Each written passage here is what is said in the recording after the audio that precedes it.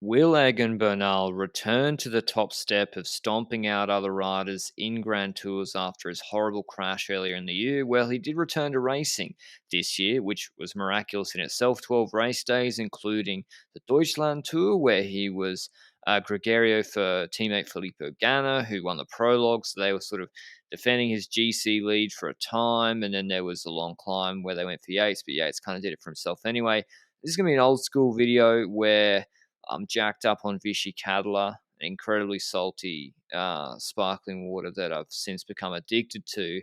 And I'm just going to play the tape of Bernal and give my thoughts on what to expect in 2023. Can he compete with Pogrog, Jonas, Evenepoel in the future? Unlike Froome, he's got two things on his side. Age, he's like 10 years younger than Froome was, and he hasn't left INEOS to go to a team with significantly worse infrastructure. So he does have those factors on his side. Of course, they're not the same accident or injury necessarily.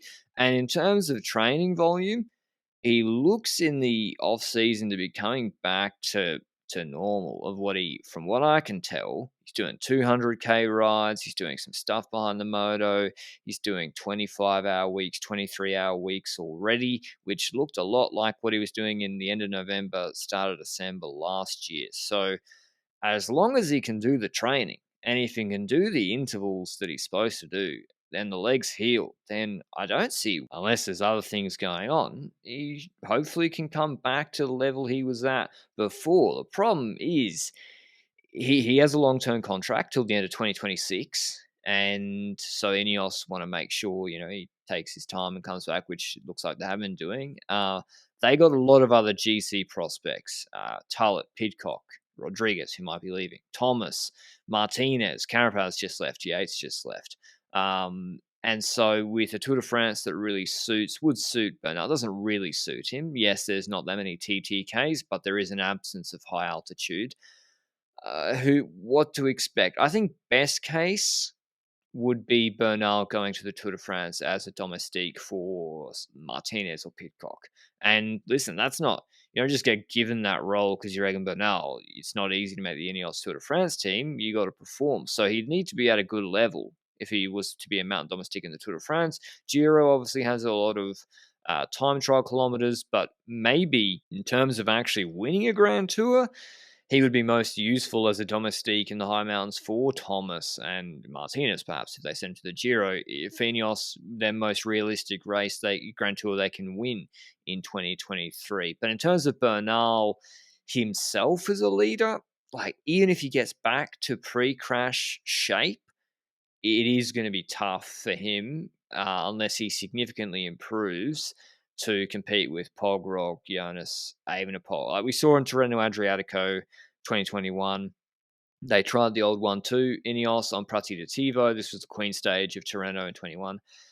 Thomas went up the road and Pog was here. Pog was the favourite. He, just absolutely stomped everybody. And Bernal here is supposed to follow Pog's wheel. That's the whole point of the 1-2. He's got to follow Pog's wheel.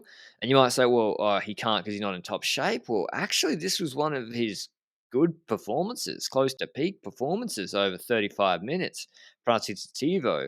And actually, apart from Flumserberg in 2019, where I think that was Tour de Suisse, he was absolutely flying. Not sure if that was a TT.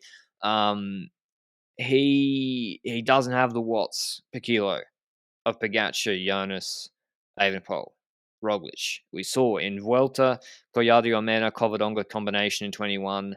A great performance from him, and I love the aggression, never say die attitude, third week Vuelta 21, but he did close to, or basically peak performance on back-to-back climbs, and Roglic cooked him on Covadonga pretty badly. And so without the TT of all those riders I mentioned too, it's going to be tough. Now, the one advantage he has, although Vingegaard's sort of the exception, who his Grenoble performance was crazy to high altitude. Bernal is good to high altitude. Now, it's where everyone's watts comes down.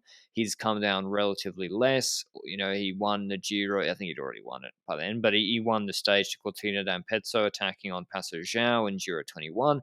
Obviously, in the neutralized stage, Tour de France, he didn't win that stage in 2019, but he took the yellow jersey because he was ahead on Col d'Isère, which is up to 2,700 meters. But what Bernal is probably well above average at, and that doesn't seem to have changed post-crash, is positioning, comfort in the hectic situations, not being fussed by the rain or bad weather. And I think Evenepoel, to me, is yet to prove that.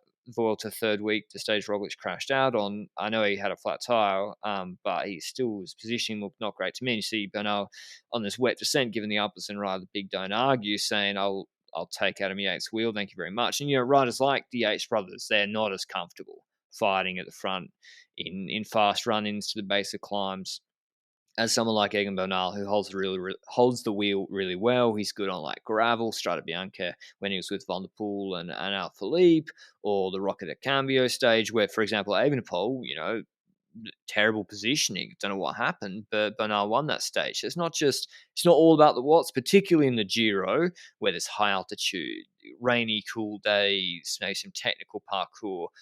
That's where Bernal does have the advantage on sort of the pure watt per kilo monsters.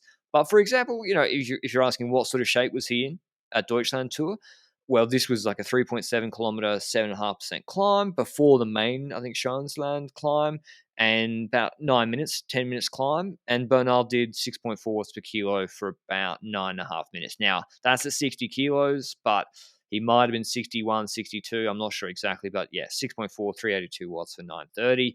And then there was a short descent with Pale Bilbao, just went mad with Pernsteiner, and then they got caught afterwards. And in the actual climb proper afterwards, he got dropped pretty quickly by, I think, De Plus pacing, and Yates went on his merry way, which is a video I have to catch up on. By the way, that will be coming. So it is fantastic to see him back. One of my favorite riders. Been following him on the channel for ages, of course, and I love him on social media. And I just think he's a great rider, having the peloton, a great ambassador for the sport. But hopefully we'll see him at like Paris, and we'll get an early look in a World Tour GC race in spring in 2023. Let me know, what do you think about Bernal in 23? What program will he do? So I hope you enjoyed the video, and I might see you with an INEOS video in a similar style later this week. Until then, see ya.